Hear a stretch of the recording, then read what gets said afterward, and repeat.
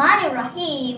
Yang mulia Tuan Peneraju Majlis, barisan hakim yang sentiasa berada di paksi kebenaran, penjaga masa yang setia dengan randiknya, para guru, hadirin hadirat yang dikasihi sekalian.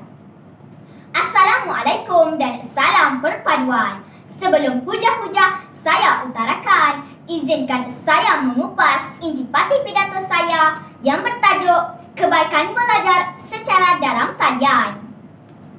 Kamus Dewan edisi keempat menjelaskan kebaikan ialah perbuatan baik atau faedah. Belajar ialah berusaha memperoleh ilmu pengetahuan, manakala dalam talian pula ialah menggunakan sistem atau komponen elektronik bagi meningkatkan kebolehcapaian. Maka saya simpulkan kebaikan belajar secara dalam talian ialah faedah memperoleh ilmu yang berkonsepkan maya yang berasaskan elektronik kelas digital dan pendidikan jarak jauh. Hadirin sekalian, menurut kajian yang dilakukan oleh Vanderbilt University di Amerika Syarikat pada tahun 2015 mendapati bahawa hampir 92% responden yang terdiri daripada pelajar pelbagai bidang dan fakulti telah bersetuju bahawa pembelajaran secara dalam talian adalah lebih efektif dan berkesan berbanding pembelajaran dan pengajaran secara konvensional. Ini menunjukkan bahawa kaedah belajar secara dalam talian adalah pilihan pelajar pada masa kini. Hadirin yang budiman, indikator saya yang pertama ialah belajar dalam talian lebih menjimatkan kos dan masa. Bagi penuntut di peringkat pengajian tinggi, program pembelajaran dalam talian biasanya lebih menjimatkan berbanding program yang dijalankan secara tradisional. Contohnya, para pelajar tidak perlu berulang-alik dari kediaman untuk ke kampus setiap hari kerana keadaan ini pastinya melibatkan kos yang sangat tinggi. Mereka juga tidak memerlukan bahan-bahan pembelajaran seperti buku teks kerana semua bahan pembelajaran dapat diakses secara percuma.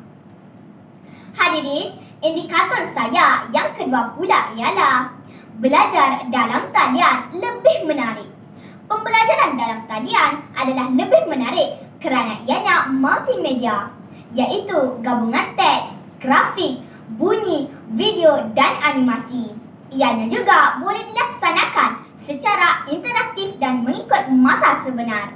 Selain itu, para pelajar dan murid juga dapat memahami dan mengulang kaji sesuatu mata pelajaran dengan menonton video secara berulang kali.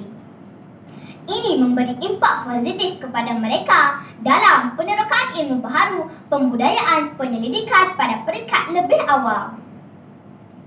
Hadirin yang budiman, indikator saya yang ketiga pula ialah belajar dalam talian, peroleh ilmu tanpa sempadan. Menurut beberapa kajian, kaedah baru berteraskan penggunaan peranti moden dilihat sebagai inovasi dalam dunia pendidikan. Pembelajaran dalam talian berpotensi memacu pemikiran positif dan kreatif pelajar dalam mempelbagaikan pencarian ilmu secara lebih meluas. Tuntasnya, belajar secara dalam talian ternyata membawa kebaikan kepada dunia pendidikan kerana lebih menjimatkan, menarik serta mampu memperoleh ilmu tanpa sempadan. Justru, kaedah belajar secara dalam talian sangat berpotensi diperluas dari peringkat prasekolah sehingga ke peringkat pengajian tinggi agar seiring dengan kepesatan arus teknologi masa kini.